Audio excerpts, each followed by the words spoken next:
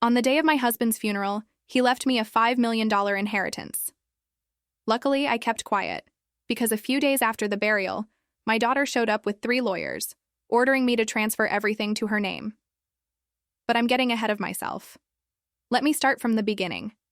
From that gray October morning when everything I thought I knew about my family crumbled like autumn leaves.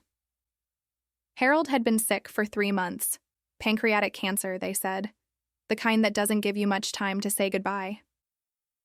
I spent every day at his bedside, holding his weathered hand, the same hand that had worked double shifts at the factory for 35 years, just so we could give Jessica every opportunity we never had. Jessica, my 31-year-old daughter who couldn't be bothered to visit her dying father more than twice during those final months. "I'm busy with work, Mom," she'd say whenever I called, begging her to come. Before we continue, comment where you're watching from and subscribe to the channel. We'd love to see how far our stories are reaching. You know how demanding my job is. Her job at a marketing firm that she'd been at for 8 months. Before that, it was the real estate office for 6 months. Before that, the insurance company for 4 months. Jessica had a talent for burning bridges wherever she went. The morning of the funeral, I stood in our small bedroom, the same room Harold and I had shared for over 3 decades, trying to zip up my black dress with trembling fingers. We had always lived simply, despite having money saved. Harold insisted on it. "Money isn't for showing off, Ruth," he'd say. "It's for security, for Jessica's future, for making sure she never has to struggle like we did." How foolish we had been. I could hear Jessica downstairs, her voice sharp and impatient as she talked on the phone, not crying, not grieving, just talking business, as if her father's funeral was an inconvenience in her schedule. The service was held at St. Matthew's, the same church where Harold and I had been married 35 years ago. I sat in the front pew, my hands shaking so badly I could barely hold the tissue. The grief felt like a physical weight pressing down on my chest, making it hard to breathe. Jessica sat beside me, but she might as well have been in another state. She checked her phone repeatedly during the pastor's eulogy, her manicured nails clicking against the screen. When Mrs. Henderson from next door approached to offer her condolences, Jessica barely looked up from her device. "I'm so sorry for your loss, dear," Mrs. Henderson whispered, placing a gentle hand on Jessica's shoulder. "Thanks," Jessica muttered, not even making eye contact. I watched this interaction with growing horror. This was her father's funeral. The man who had worked 2 jobs to pay for her private college education, who had gone without new clothes for years so she could have the latest textbooks, who had driven a 15-year-old truck so she could have a decent car in high school. During the burial, as they lowered Harold's casket into the ground, I collapsed. My legs simply gave out from under me, and I would have fallen face first into the dirt if Mr. Patterson, Harold's old co-worker, hadn't caught me. Jessica didn't move. She stood there, arms crossed, looking annoyed that the ceremony was taking longer than expected. While I sobbed uncontrollably, she tapped her foot impatiently and glanced at her watch. "Are you okay, Mrs. Brennan?" Mr. Patterson asked, his own eyes wet with tears. Harold had been his best friend for 20 years. I wasn't okay. I was drowning in grief, and my own daughter was acting like a stranger. Worse than a stranger, strangers had shown me more compassion that day than my own child.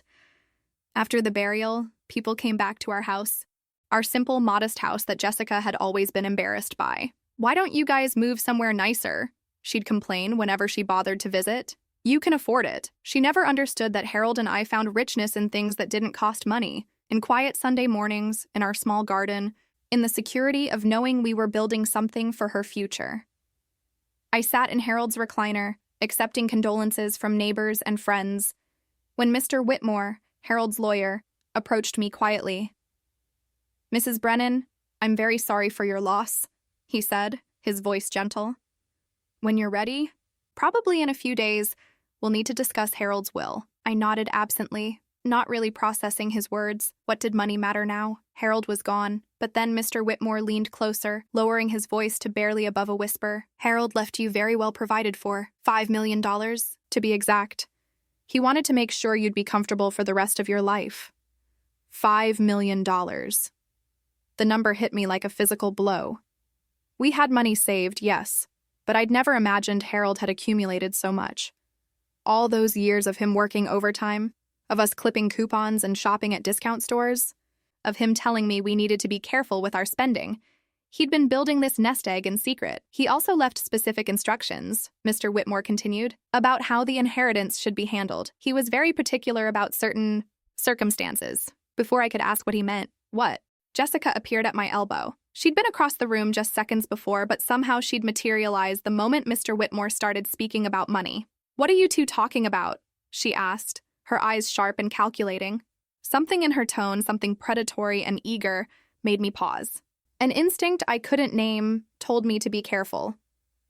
"Just offering condolences," I said quickly, giving Mr. Whitmore a meaningful look.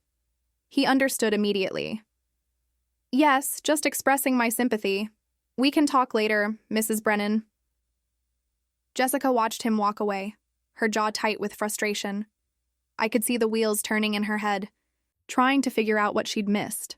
That night, after everyone had gone home, I sat alone in our empty house, Harold's absence filling every room like a cold draft. Jessica had left hours earlier, claiming she had to work early the next morning. She hadn't offered to stay with me, hadn't asked if I needed anything, hadn't even hugged me goodbye. As I sat there in the darkness, pieces of a puzzle I'd been unconsciously collecting for years began to fall into place. The way Jessica's eyes had lit up when Mr. Whitmore mentioned money, the way she'd been asking about paperwork and Dad's affairs even before Harold had passed. The way she'd seemed more interested in going through Harold's desk than in comforting her grieving mother. For the first time since Harold's diagnosis, I felt something other than overwhelming sadness.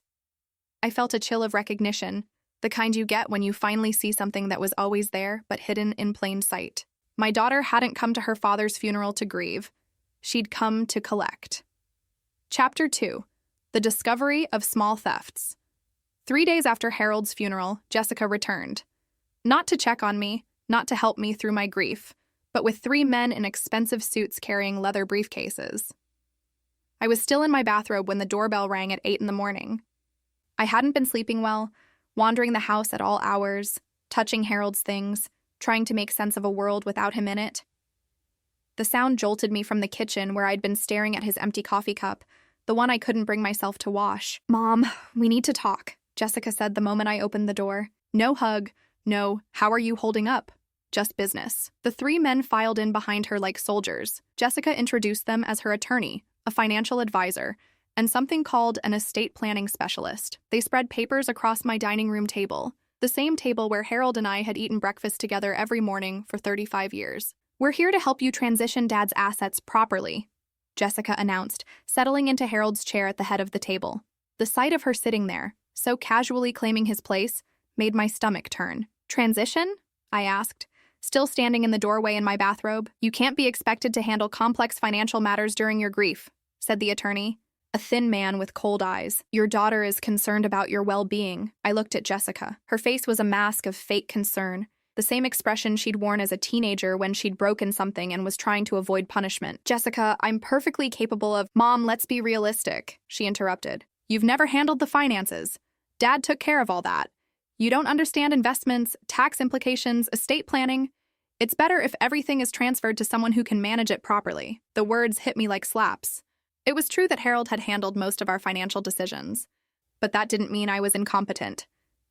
We had discussed everything together. I knew about our savings, our investments, our plans for retirement.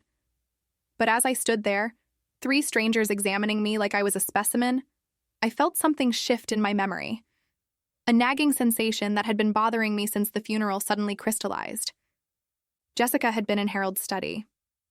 2 nights ago, when I'd gone to bed early, I'd gotten up around midnight for some water. The house was dark, but I'd seen a light coming from under Harold's study door. I'd assumed I'd left it on by mistake, but now I remembered hearing the soft sound of papers rustling, drawers opening and closing. "Jessica," I said slowly, "were you going through your father's papers the other night?" Her face flushed slightly. "I was just trying to help organize things. There's so much paperwork when someone dies." But something in her tone brought back another memory, one I'd buried for years. Jessica at 16, standing in our kitchen with that same guilty flush, claiming she'd been helping organize my purse after I'd discovered $20 missing from my wallet. The memory opened a floodgate. Suddenly, I was remembering all the times money had gone missing. Small amounts, usually. A 10 here, a 20 there. Harold would check his pants pockets and frown. "I could have sworn I had $40, he'd say, and I'd find him searching through his clothes, blaming his memory. "You're working too hard," I'd tell him. "You're forgetting things." But it wasn't Harold forgetting. It was Jessica taking. I remembered now, with horrible clarity, how the missing money always coincided with Jessica's visits home from college. How she'd hug us goodbye with unusual enthusiasm, her hands lingering near Harold's wallet when she'd pat his chest. How she'd offer to help me organize my purse, always finding reasons to handle my wallet. We'd been giving her everything: tuition, spending money, a car, clothes, books, and she'd been stealing from us anyway. "Mom," Jessica's voice snapped me back to the present. "You look confused. Are you feeling all right?" The three men were watching me with expressions of practiced sympathy, as if they'd seen this before. Elderly people overwhelmed by grief and financial responsibility. "I'm fine," I said, but my voice came out weak. "The stress of losing a spouse can be overwhelming," the financial advisor said gently. "Many widows find it comforting to have their children handle the complicated details." Jessica leaned forward, taking my hand in what anyone watching would think was a loving gesture. But her grip was firm, controlling. "I just want to take care of you, Mom. The way Dad would have wanted." The way Dad would have wanted. The phrase made my skin crawl. If Harold had wanted Jessica to have control of our money, he would have said so. But he hadn't. He'd left everything to me, with specific instructions that Mr. Whitmore had been trying to explain. "I need time to think about this," I said, pulling my hand away. Jessica's mask slipped for just a moment, and I saw something cold and calculating in her eyes before she smiled again. "Of course, Mom, but we shouldn't wait too long. There are tax implications, deadlines to consider." After they left, I sat alone at my dining room table, staring at the business cards they'd left scattered across the surface. My hands were shaking as I gathered them up and threw them in the trash. I went to Harold's study and looked around with new eyes. Papers were stacked differently than I remembered. His desk drawers were slightly ajar. The lockbox where he kept our important documents was sitting on top of his desk instead of in its usual place in the closet. I opened the lockbox with the key I'd watched Harold use hundreds of times. Our birth certificates were there, our marriage license, the deed to the house. But something felt wrong. The papers weren't in Harold's careful order. Someone had been through them, searching for something. I sank into Harold's desk chair, the same chair where he'd sit every Sunday morning paying bills and planning our future. The leather still smelled like his aftershave. That's when I saw it, a small corner of paper sticking out from beneath his desk blotter. I pulled it out and found a note in Harold's familiar handwriting. "Ruth, if something happens to me, call Whitmore immediately. Don't let Jessica pressure you into anything. There are things you need to know. H." My hands trembled as I read the note again. Harold had known. Somehow, he'd known this would happen. I thought about Jessica's behavior at the funeral, how she'd appeared instantly when Mr. Whitmore mentioned money. I thought about her bringing lawyers before the body was even cold. I thought about all those missing $20 bills over the years, all those times Harold had questioned his own memory, while our daughter robbed us blind. Harold had tried to protect me, even after death. The least I could do was listen to his warning. I picked up the phone and dialed Mr. Whitmore's number. Mr. Whitmore arrived within an hour of my call, carrying a manila envelope thick with documents. His face was grave as he settled into the living room chair across from me. "Harold came to see me 6 months ago," he began without preamble. "He was worried about Jessica's behavior, her attitude toward money. He wanted to make sure you'd be protected." "Protected from what?" I asked, though I was beginning to understand. "From her," he said simply. "Harold told me about money going missing from your home. He'd been keeping track, documenting it. $20 here, $50 there. Always when Jessica visited."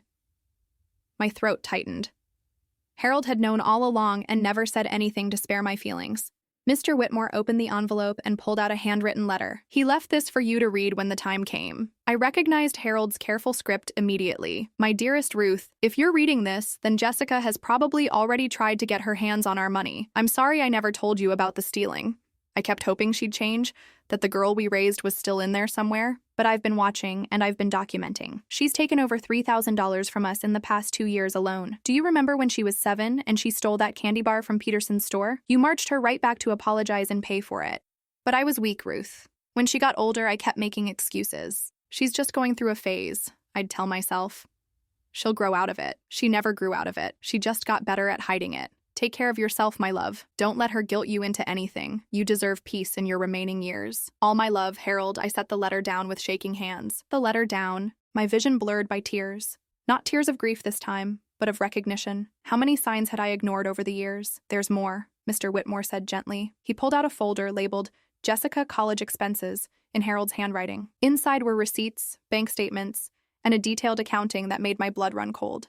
Harold had tracked every penny we'd spent on Jessica's education: $47,000 for tuition at her private college, $12,000 for her dormitory and meal plans, $8,000 for textbooks and supplies, $15,000 for her car, another $6,000 for her spring break trips and emergency expenses, nearly $90,000 total. And that didn't include all the money she'd stolen. "Do you remember her college years?" Mr. Whitmore asked. Oh, I remembered. I remembered Harold working double shifts at the factory, coming home exhausted, his hands cracked and bleeding from the machinery. I remembered eating beans and rice for dinner most nights because we were sending Jessica money for textbooks that cost $300 each. I remembered the phone calls, always demanding, never grateful. "Mom, I need money for a new laptop.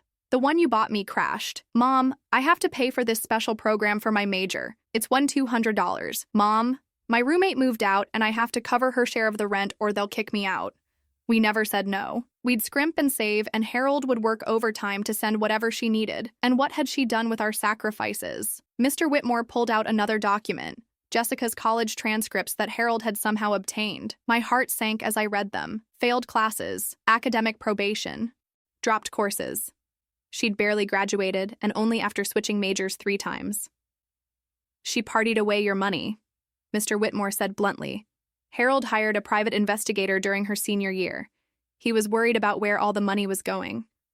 He showed me photographs that made me sick to my stomach. Jessica at expensive restaurants while we ate leftovers. Jessica on vacation in Cancun during spring break while Harold worked overtime to pay for her emergency textbook fund. Jessica buying designer clothes while I wore the same 3 dresses to church every Sunday. The investigator estimated she spent your money on luxuries while telling you she was struggling financially.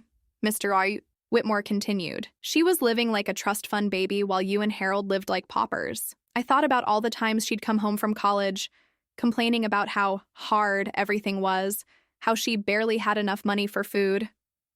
Meanwhile, we'd been eating macaroni and cheese for dinner and driving a 15-year-old car with a broken air conditioner. Did Harold confront her? I asked. Once, during her junior year. She cried, apologized, promised to do better. Harold believed her. That's when the stealing from your house started. I closed my eyes, remembering that visit. Jessica had been unusually affectionate, hugging us both tightly, telling us how much she appreciated everything we'd done for her. I'd been so happy to see her finally showing gratitude, but she'd been robbing us the entire time she was there. "There's something else," Mr. Whitmore said reluctantly. "The investigator followed her after college. She's been lying about her jobs, too." He showed me more photographs and documents. Jessica hadn't been climbing the corporate ladder like she'd told us. She'd been fired from job after job for tardiness, bad attitude, and in one case, suspected theft from petty cash. The marketing firm she claimed to work for now, she'd been there 8 months because no one else would hire her. She had a reputation in her field as unreliable and dishonest. "She owes over $40,000 in credit card debt," Mr. Whitmore said. "She's been living beyond her means since graduation, expecting you and Harold to bail her out whenever things got tight." I thought about all the times she'd visited over the years, always with some story about needing help. A small loan for car repairs that was never repaid. Money for a security deposit on a new apartment that she'd moved out of within 6 months. Cash for medical expenses that we later learned were cosmetic procedures. We'd given and given and given, believing we were helping our daughter build a stable life. Instead, we'd been enabling her to live a lie. "The worst part," Mr. Whitmore said quietly, "is what she said about you and Harold to her friends." He pulled out printed social media posts and text messages that the investigator had somehow obtained. I felt like I was going to be sick as I read them. "My parents are so weird about money. They live like they're poor, but they've got plenty saved up. I don't get why they won't just enjoy life. Had to visit the parental units again. Same boring house, same cheap furniture. At least they gave me money for groceries, lol. My dad works at a factory like it's 1950. So embarrassing. Can't wait until I inherit everything and can finally live properly." That last message was from just 2 months ago, when Harold was already sick. My daughter hadn't just been stealing our money, she'd been mocking our life, ashamed of the parents who'd sacrificed everything for her future. I set the papers down and walked to the window, looking out at our small front yard where Harold had planted rose bushes for me 20 years ago. He'd tended them every weekend, refusing to hire a landscaper because we could do it ourselves and save the money for Jessica's education. Those roses were still blooming. Even though Harold was gone, they were more beautiful than anything Jessica had ever given us. What did Harold want me to do? I asked finally. Mr. Whitmore smiled for the first time since he'd arrived. He wanted you to know the truth, all of it. And then he wanted you to make your own decisions about Jessica's future. He handed me one final document, Harold's real will, with specific instructions that would change everything. The next morning, Jessica was back at my door, but this time she wasn't alone. "Mom, I brought Danny," she announced, stepping aside to reveal my nephew, Jessica's cousin from Harold's side of the family.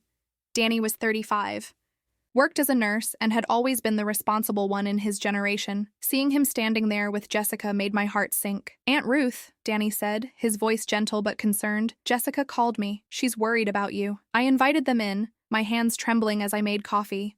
Danny had been Harold's favorite nephew, the son Harold wished he'd had. If Jessica had gotten to Danny, convinced him that I was losing my mind, then my support system was crumbling. "I know you're grieving," Danny continued, settling into Harold's chair while Jessica perched on the edge of the couch like a vulture. "But Jessica says you've been acting confused, refusing to let her help with important financial decisions." "I'm not confused," I said firmly. "I'm being careful." Jessica laughed, but there was no humor in it. "Mom, yesterday you couldn't remember where you put Dad's insurance papers? You've been wearing the same clothes for 3 days. Danny, she's not thinking clearly." It was true that I'd been struggling since Harold's death, but that was grief, not mental incompetence. I'd found the insurance papers exactly where Harold always kept them, in the filing cabinet labeled life insurance. I'd been wearing comfortable clothes because I was mourning, not because I'd forgotten how to dress myself. But as I looked at Danny's concerned face, I realized how it must look from the outside. A recently widowed woman living alone, showing signs of distress. Jessica was painting a picture of an elderly woman unable to cope, and it was convincing. "Aunt Ruth," Danny said carefully, "have you considered that maybe Jessica's right? Maybe having some help managing things would be good for you?" "What kind of help?" I asked, though I already knew where this was heading. Jessica pulled out a folder and spread papers across my coffee table. "I've been researching the best options for you. There are lovely assisted living communities, places where you wouldn't have to worry about maintaining this big house, handling finances, making complicated decisions. Assisted living." My breath caught in my throat. She was trying to put me away. "This place is beautiful," Jessica continued, showing me a glossy brochure. 24-hour care, all meals provided, activities planned for you. You'd make friends, have people to look after you." "I don't need to be looked after," I said, but my voice came out weak. "Mom, be realistic. You're 72 years old, you've just lost your husband, and you're trying to handle complex financial matters during one of the most stressful times of your life. It's too much for anyone." 72. She made it sound ancient, helpless. Harold had been 74 when he died, and he'd been sharp as a tack until the cancer took him. Danny leaned forward, his nurse's training evident in his gentle manner. "Aunt Ruth, there's no shame in needing help. After what you've been through, it would be natural to feel overwhelmed." I could see what Jessica had done. She'd called Danny, probably told him I was showing signs of dementia or depression. She'd primed him to see confusion where there was only grief, incompetence where there was only caution. "The best part," Jessica continued, "is that if you sign power of attorney over to me, I can handle all the paperwork, all the financial decisions. You won't have to worry about anything." There it was, the real agenda. "I can arrange everything," she pressed on. "Sell this house, pay for your care, invest the rest properly. Dad would have wanted you to be safe and comfortable." "Don't tell me what your father would have wanted," I snapped, surprising myself with the sharpness in my voice. Jessica blinked, taken aback. For a moment, her mask slipped and I saw calculation in her eyes, annoyance that I wasn't cooperating with her plan. "Mom, you're being emotional. This is exactly why you need help making rational decisions." "I am being rational. You want me to sign away my independence, sell my home, and give you control of everything Harold and I worked for. That's not help. Jessica, that's theft." Danny shifted uncomfortably. "Aunt Ruth, I don't think Jessica is trying to..." "Isn't she?" I turned to face him directly. "Danny, did she tell you about the lawyers she brought here 3 days after your uncle's funeral? Did she mention that she was going through Harold's papers while I was sleeping? Did she explain why she's so eager to get her hands on money she doesn't even know exists yet?" Jessica's face flushed red. "I was trying to help organize things, and there's no secret about Dad's money. We all know he was a saver." But Danny was looking at Jessica with new eyes, and I could see doubt creeping in. He'd known Harold too, knew how private Harold was about financial matters. "How much money are we talking about?" Danny asked slowly. That's not the point, Jessica said quickly. The point is Mom can't handle... How much, Jessica? Danny's voice was firmer now. Jessica hesitated, and in that hesitation, Danny saw what I'd been seeing all along. This wasn't about my welfare. This was about money. I need both of you to leave, I said, standing up. Now. Mom, you're making a mistake, Jessica said, but there was desperation in her voice now. You can't handle this alone. I've been handling things alone for 3 days, and I'm doing fine. Are you? Jessica's voice turned sharp, angry. Because from where I'm sitting, you look like a confused old woman who's about to make some very poor decisions. The cruelty in her voice, the complete lack of love or concern, hit me like a physical blow. This was my daughter, the child I'd carried for 9 months, the baby I'd stayed up all night with when she was sick, the little girl I'd taught to ride a bike and helped with homework. When had she become this stranger who saw me as nothing more than an obstacle to money? Get out, I whispered. Mom, get out, I shouted, louder than I'd ever shouted in my life. Danny stood up immediately. Come on, Jessica, let's go. This isn't over, Jessica said as they reached the door. I won't let you destroy yourself out of stubbornness. After they left, I locked the door and slumped against it, my heart pounding. The house felt different now, violated. Jessica had brought strangers into my home, tried to convince my own family that I was incompetent, attempted to manipulate me into signing away my life. But what scared me most was how close she'd come to succeeding. If I hadn't found Harold's note, if I hadn't called Mr. Whitmore, I might have believed her. I might have thought I really was too old, too grief-stricken, too confused to manage my own affairs. I walked to Harold's study and pulled out the folder Mr. Whitmore had left. Harold's real will was in there, along with his specific instructions about Jessica. I'd been too overwhelmed yesterday to read it carefully, but now I needed to understand exactly what Harold had planned. As I read his words, written in his careful handwriting just months before his death, I felt a mixture of love and sadness wash over me.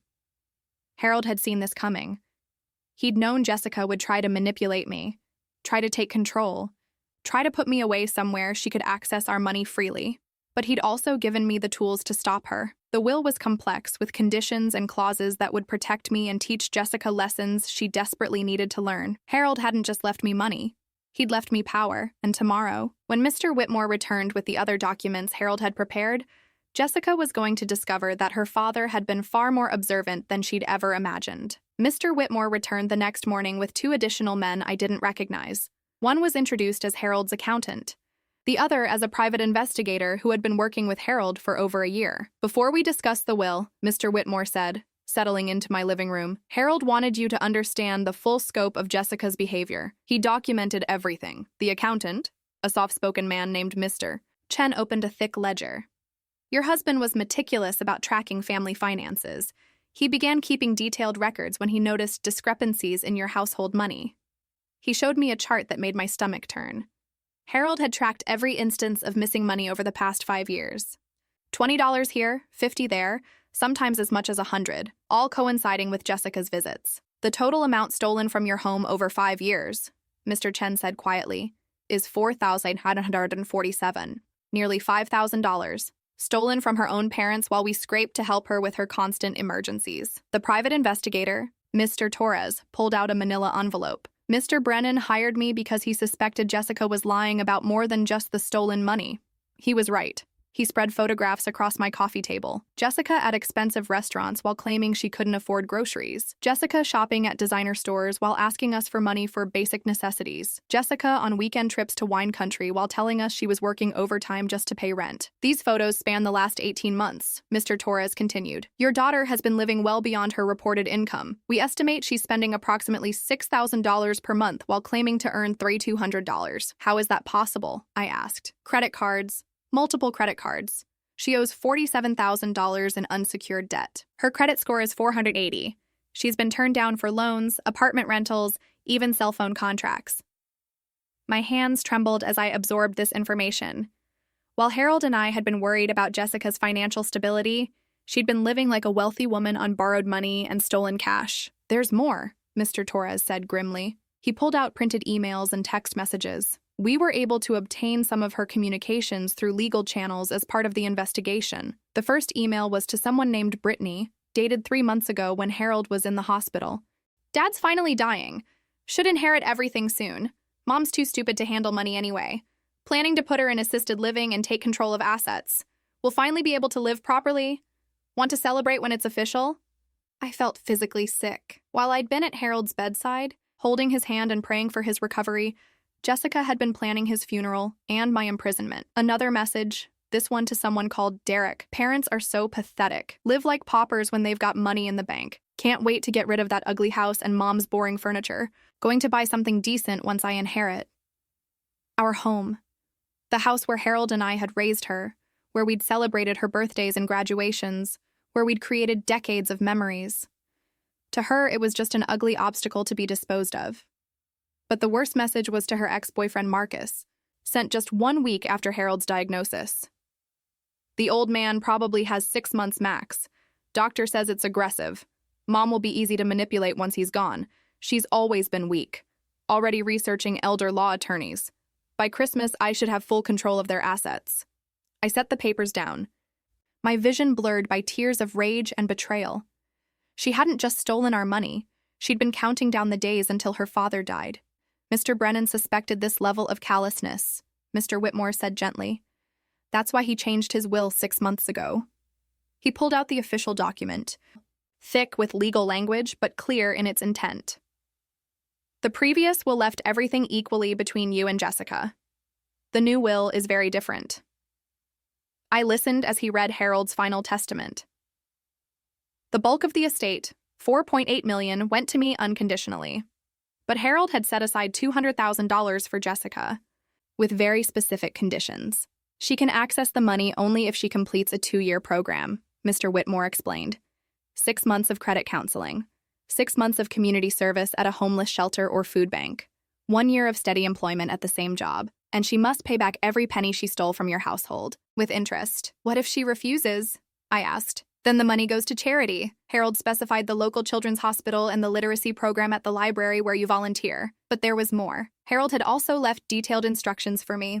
He wanted you to know, Mr. Whitmore continued, that you have no obligation to help Jessica beyond what's specified in the will. He wrote that he regretted enabling her behavior for so long and hoped you wouldn't repeat his mistakes. The final document in the folder was a letter Harold had written to Jessica, sealed and marked, to be delivered only if she contests the will or attempts to manipulate Ruth. What does it say? I asked. Mr. Whitmore hesitated. It's quite harsh. Harold documented every instance of her stealing, every lie she told, every time she disappointed or disrespected both of you. He also included copies of her credit reports, her employment history, and some of the social media posts where she mocked your lifestyle. He knew about those too? He knew everything, Mrs. Brennan, and he wanted her to know that he knew. We sat in silence for a moment, absorbing the magnitude of Harold's preparation. My gentle husband, who had always avoided confrontation, had spent his final months building an ironclad case against our daughter's manipulation. There's one more thing, the investigator said.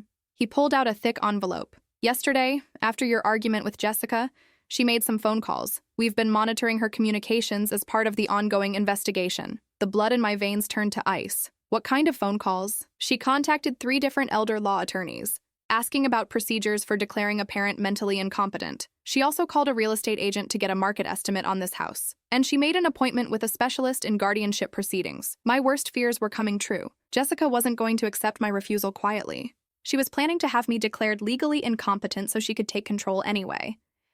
However, Mr. Whitmore said with a slight smile, Harold anticipated this possibility too. He pulled out one final document.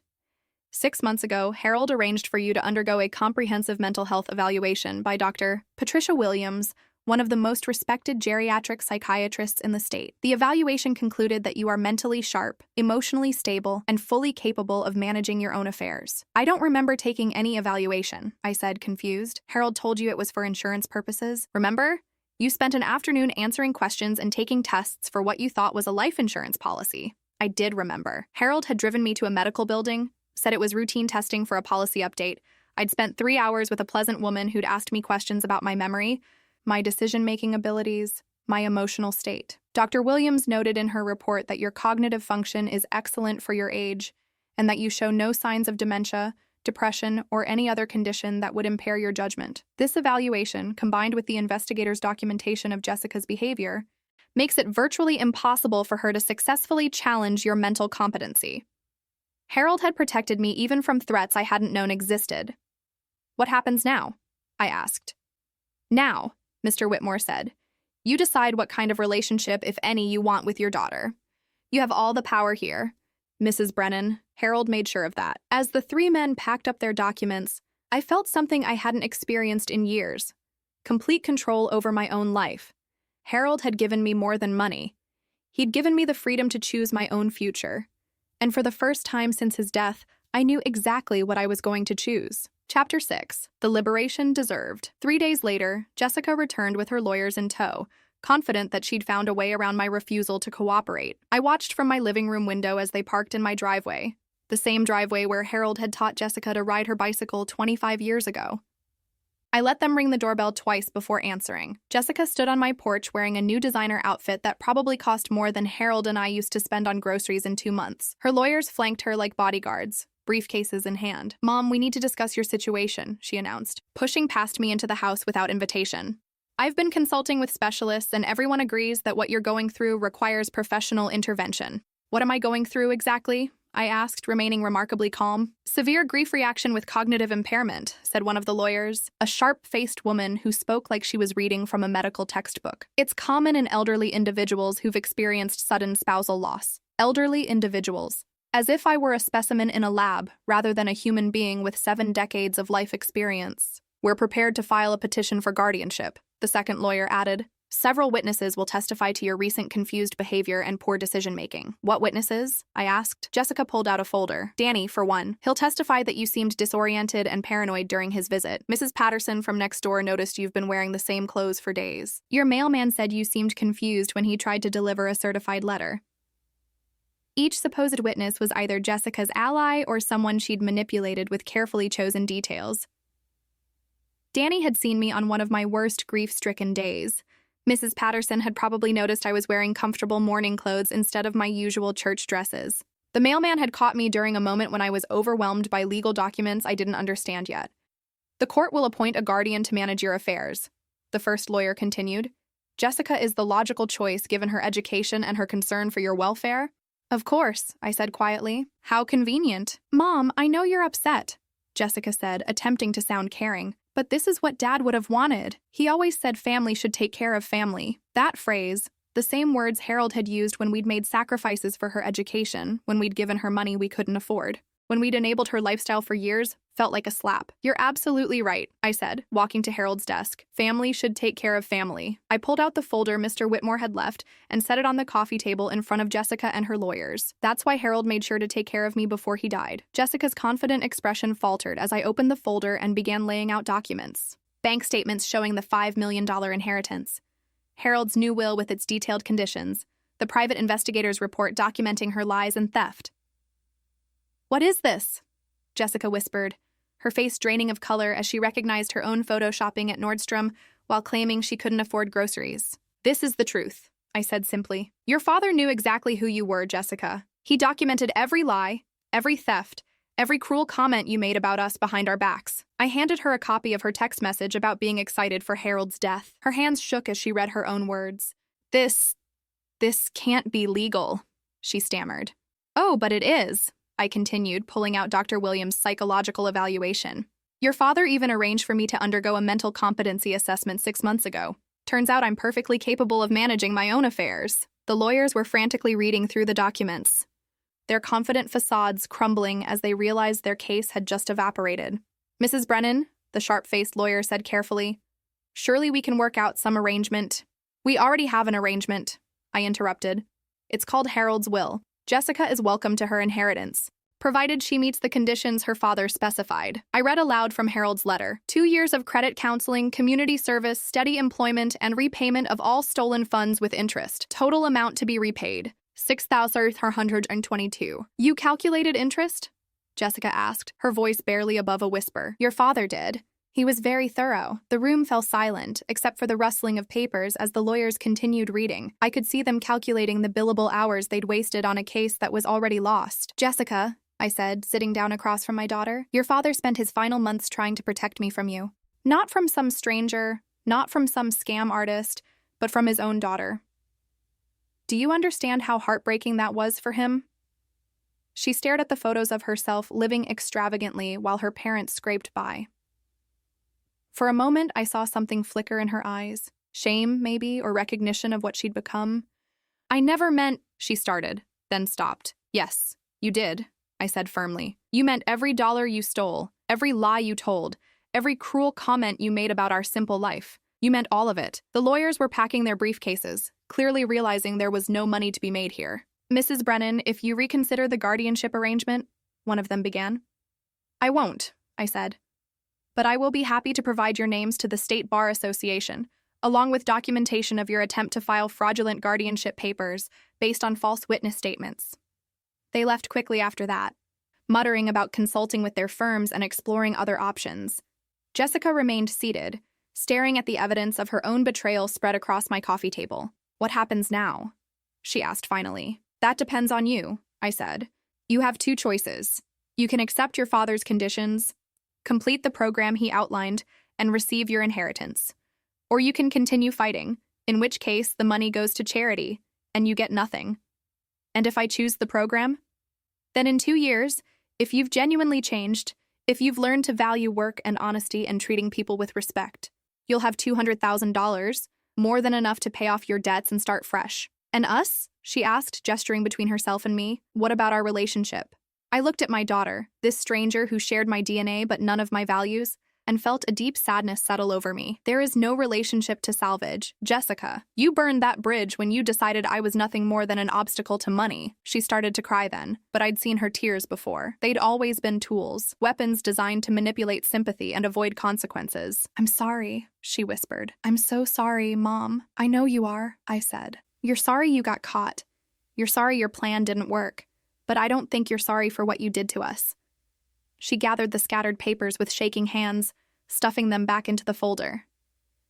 "If I do the program," she said, could we maybe?" 2 years is a long time," I said.